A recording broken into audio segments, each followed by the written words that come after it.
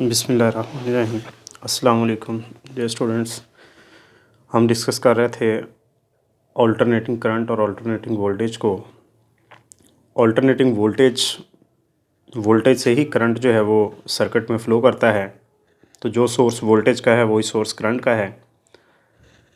तो यहाँ पर हमने मुख्तलिफ़ वैल्यूज़ जो हैं वो डिस्कस करनी है। सबसे पहले होती है इंस्टेंटेनियस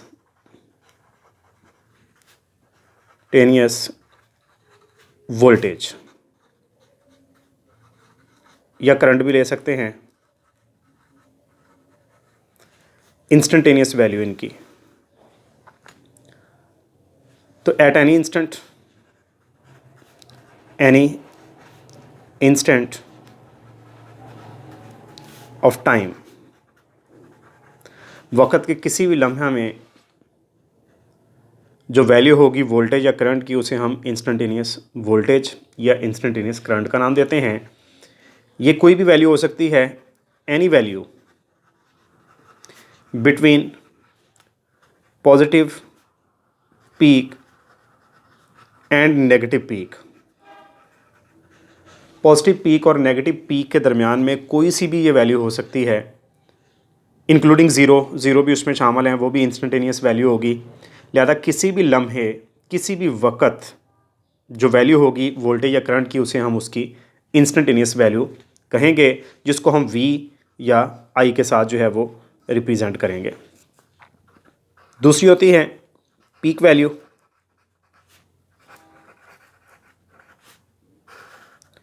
वोल्टेज की पीक वैल्यू को V0 से और करंट की पीक वैल्यू को I0 से हम ज़ाहिर करते हैं। तो मैक्सिमम वैल्यू या हाईएस्ट वैल्यू को, चाहे वो वोल्टेज की है चाहे वो करंट की है, ऑल्टरनेटिंग है, बार बार तब्दील हो रही है, कभी मैक्सिमम हो रही है, कभी ज़ीरो हो रही है, चेंज होती जा रही है। तो इनकी जो मैक्सिमम वैल्यू है उसे हम पीक वैल्यू का नाम देते हैं स्टूडेंट्स। V0 या I0 से इसको हम ज़ाहिर करते हैं। तीसरी चीज़ यहाँ पे वो हमारे पास आती है peak to peak value. Peak to peak value, तो ये सम होती है, sum of positive peak and negative peak. Positive peak और नेगेटिव पीक का जो सम है उसे हम पीक टू पीक वैल्यू कहते हैं। While taking it as a positive, यानी नेगेटिव पीक वाली वैल्यू को नेगेटिव नहीं लेना, यानी कि दोनों पीक को हमने जमा करना है।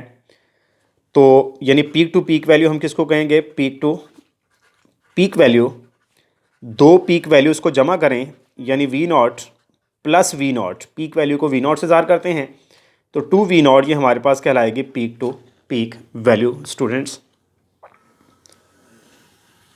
इसके बाद चौथी जो वैल्यू होती है वोल्टेज या करंट की, उसे हम कहते हैं रूट मीन स्क्वायर।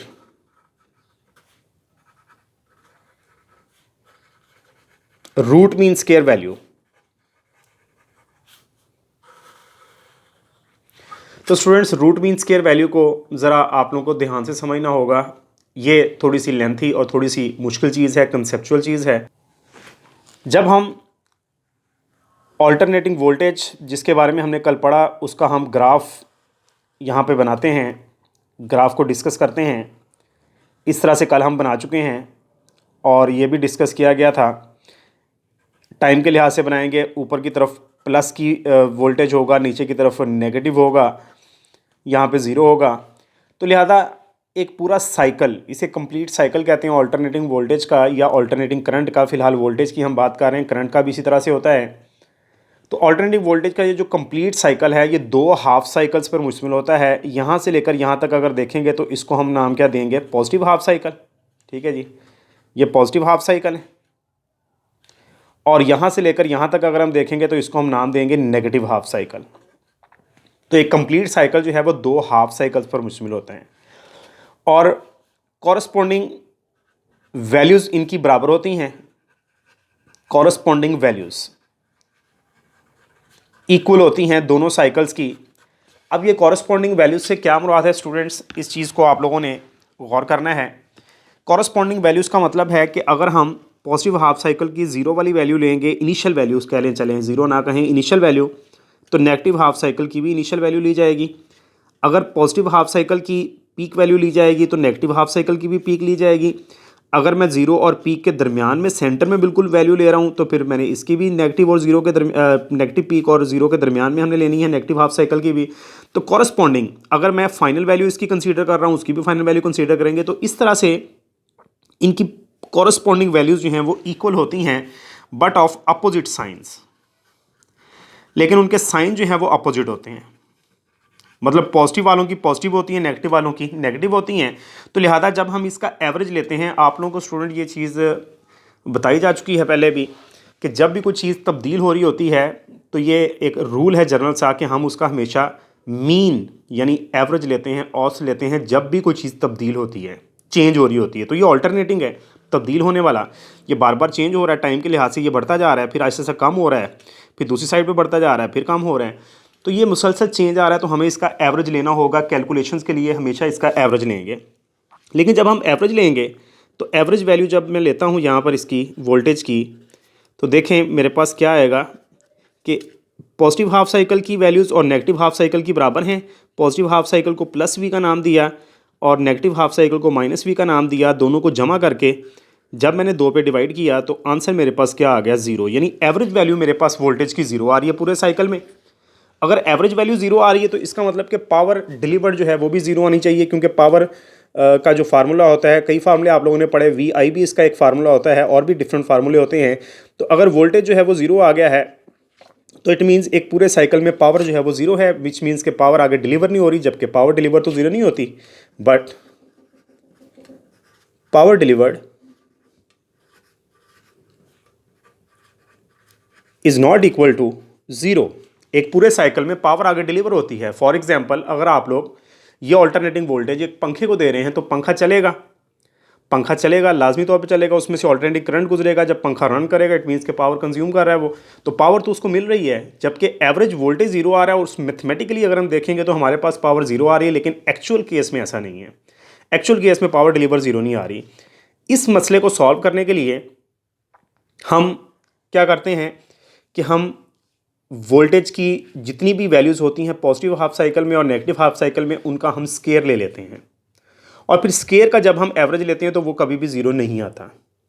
उसे हम मीन स्केयर वैल्यू जो है वो कह देंगे। मीन एवरेज कुछ स्टूडेंट्स कहते हैं, यानी इस चीज़ को हम मीन भी लिखते हैं, उर्दू में औसत कहा जाता है। तो अगर हम मीन स्केयर लें, यानी स्केयर करके उसका मीन लें, मीन स्केयर वैल्यू, तो देखें जब प्लस वी का स्केयर करेंगे और नेगेटिव वी का स्केयर करेंगे तो सबको तकरीबन पता है कि नेगेटिव वाली वैल्यू का स्केयर प्लस हो जाता है, इसलिए अब आंसर हमारा ज़ीरो के इक्वल नहीं आएगा। जब हमारे पास वोल्टेज का एवरेज वोल्टेज यानी मीन वोल्टेज जो है वो ज़ीरो नहीं होगा तो इट मीन्स के पावर डिलीवर्ड भी ज़ीरो नहीं आएगी और एक्चुअल केस के साथ जो है ये ठीक हो जाएगी। तो इस लिहाज से हमें मीन स्केयर वैल्यू लेनी पड़ती है, क्योंकि खाली अगर हम मीन वैल्यू लेते हैं तो वोल्टेज क्या आ जाता है, ज़ीरो। लेकिन ये भी एक मैथ का रूल है, एक जनरल सी चीज़ है कि हम मैथ्स में कभी भी अपनी मर्ज़ी से कोई चेंजिंग नहीं कर सकते। मतलब कि स्केयर हमने लिया है, क्यों लिया है, वो तो वोल्टेज है खाली, हम स्केयर क्यों ले रहे हैं। तो लिहाजा अगर हमने स्केयर लिया है अपनी तरफ से तो हमें उसको ख़त्म करने के लिए स्केयर रूट भी लेना पड़ेगा। क्योंकि देखें मैं आप लोगों को यहाँ पे समझाऊँ कि दो जो है उसको मैं लिख सकता हूँ, दो का स्केयर भी लिख सकता हूँ, लेकिन साथ में मुझे उसका जज़र लेना पड़ेगा, क्योंकि मुझे पता है कि स्केयर और जज़र कट जाते हैं तो वो दो का दो ही रहेगा। तो इट मीन्स कि अगर मैं ये स्केयर ले रहा हूँ तो मुझे स्केयर रूट भी लेना पड़ेगा, और जब मैं उसका स्केयर रूट लूँगा तो उसको मैं क्या कहूँगा, रूट मीन स्केयर वैल्यू। तो root mean square value, root mean square value में हमें क्या करना है कि हमने जो ये स्केयर किए हैं यानी कि उसका सिर्फ क्या ले लेना है, मीन स्केयर जो वैल्यू हमारे पास आई है ऊपर वाली, उसका हमने क्या ले लेना है, स्केयर रूट ले लेना है, यानी जज़र ले लेना है। स्केयर रूट, जज़र या जज़रुल मुरब्बा जिसे कहते हैं, ये हम ले लेंगे उसका। तो स्टूडेंट्स आई थिंक आप लोगों को ये बात समझ आ गई होगी। मैं फिर से बता रहा हूँ और फिर उसके बाद हम इसकी रूट मीन स्केयर वैल्यू जो है फाइंड आउट करते हैं मैथमेटिकली। किस तरह से फाइंड आउट करनी है कि एक ऑल्टरनेटिंग वोल्टेज जो है उसका कंप्लीट साइकिल जो है वो दो हाफ साइकिल्स पर मुश्तमिल होता है, पॉजिटिव हाफ साइकिल और negative half cycle. Positive half cycle की जितनी भी कॉरस्पॉन्डिंग वैल्यूज़ हैं, जितनी भी वैल्यूज़ हैं नेगेटिव हाफ साइकिल की कॉरस्पॉन्डिंग वैल्यूज़ के बराबर होती हैं, मतलब दोनों की वैल्यूज़ जो हैं वो आपस में ज़ीरो होती हैं, इक्वल होती हैं सॉरी। तो जब हम इनका एवरेज लेते हैं, औसत लेते हैं, मीन लेते हैं, तो इन वैल्यूज़ का और इन वैल्यूज़ का एवरेज ज़ीरो आ जाता है। इट मीन्स कि पावर डिलीवर्ड भी ज़ीरो होनी चाहिए, लेकिन एक पूरे साइकिल में पावर डिलीवर्ड ज़ीरो नहीं होती, जिसकी एग्जाम्पल मैं पहले बता चुका हूँ। यानी कि मैथमेटिकली आंसर ज़ीरो आ रहा है, एक्चुअली आंसर ज़ीरो नहीं आ रहा पावर का। तो इस प्रॉब्लम को सॉल्व आउट करने के लिए हम मीन वोल्टेज नहीं लेते, बल्कि हम उसका स्केयर लेते हैं, क्योंकि नेगेटिव वैल्यू का स्केयर पॉजिटिव होता है, लिहाजा हम मीन स्केयर वैल्यू लेते हैं। तो जितनी भी एक कंप्लीट साइकिल में जितनी भी वैल्यूज़ हैं, उनके स्केयर का अगर हम एवरेज लेंगे तो वो ज़ीरो नहीं होगा। लेकिन स्केयर जब लेंगे, अपनी तरफ से कोई भी हम चीज़ ऐड नहीं कर सकते, कोई चीज़ जो हम स्केयर वगैरह नहीं कर सकते, तो हमें स्केयर रूट लेना पड़ेगा। मैथमेटिकल ये एक कॉमन सी चीज़ है। तो हम स्केयर रूट भी लेंगे, तो जब हम स्केयर का एवरेज ले लें वो ज़ीरो नहीं आ रहा, तो स्केयर के साथ साथ हमें फिर स्केयर रूट भी लेना पड़ेगा। तो जब हम मीन स्केयर वैल्यू जो है उसका स्केयर रूट लेंगे, तो उसको हम रूट मीन स्केयर वोल्टेज कहेंगे। तो स्टूडेंट्स मोस्टली हम रूट मीन स्केयर वोल्टेज जो है वो इस्तेमाल करते हैं। जितने भी मीटर्स हैं वो ऑल्टरनेटिंग वोल्टेज की मीन स्केयर वैल्यू जो है वो फाइंड आउट करते हैं। तो आइए अब हम देखते हैं कि इसको मैथमेटिकली हमने किस तरह से फाइंड आउट करना है, इसका मैथमेटिकल रिलेशन क्या है। तो देखिए students, average value of V square उसी रूट मीन स्केयर वैल्यू में ही आ रहा है। जब हमारे पास वी स्केयर की एवरेज वैल्यू आ जाएगी, यानी मीन वैल्यू आ जाएगी, तो जिसको हम मीन स्केयर वोल्टेज कहेंगे, तो फिर उसका जज़र ही लेना है, स्केयर रूट लेना है, तो वो मीन स्केयर वोल्टेज आ जाएगा। इस चीज़ को समझने के लिए हम फर्स्ट करते हैं, हमारे पास ये डायग्राम है जिसमें हम एक साइड पर टाइम को शो कर रहे हैं, ऊपर की तरफ वी ले रहे हैं पॉजिटिव, नीचे की तरफ नेगेटिव, और ये मैंने यहाँ पर ग्राफ बनाया।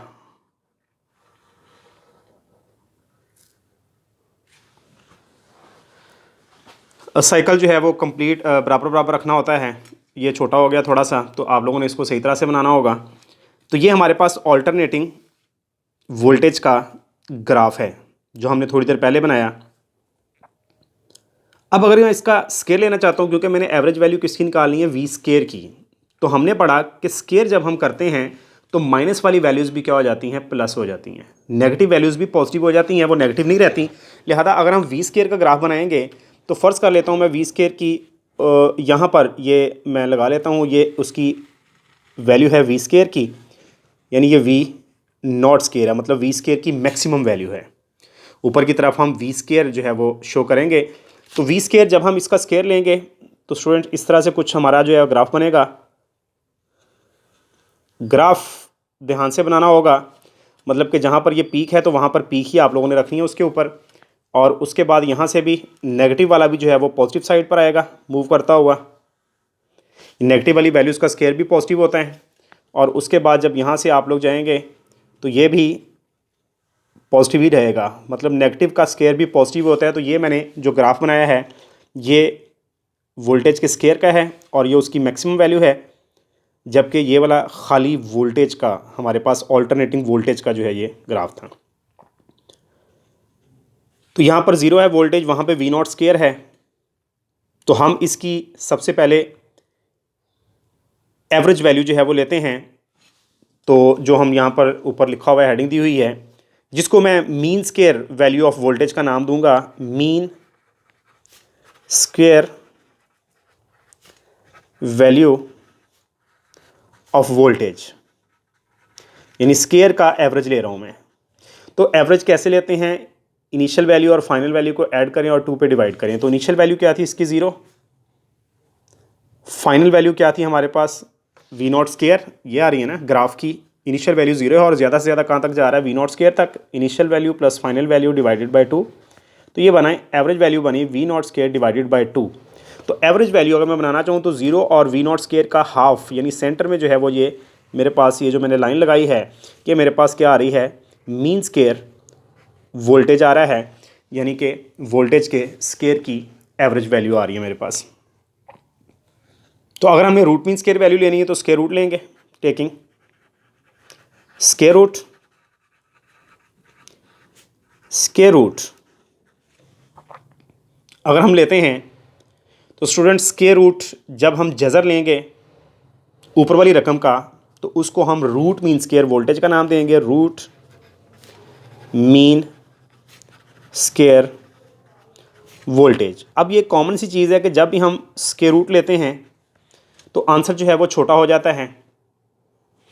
तो देखें VRMS, इस तरह से हम इसको ज़ाहिर करेंगे, रूट मीन स्क्वायर और V mean voltage, root mean square voltage.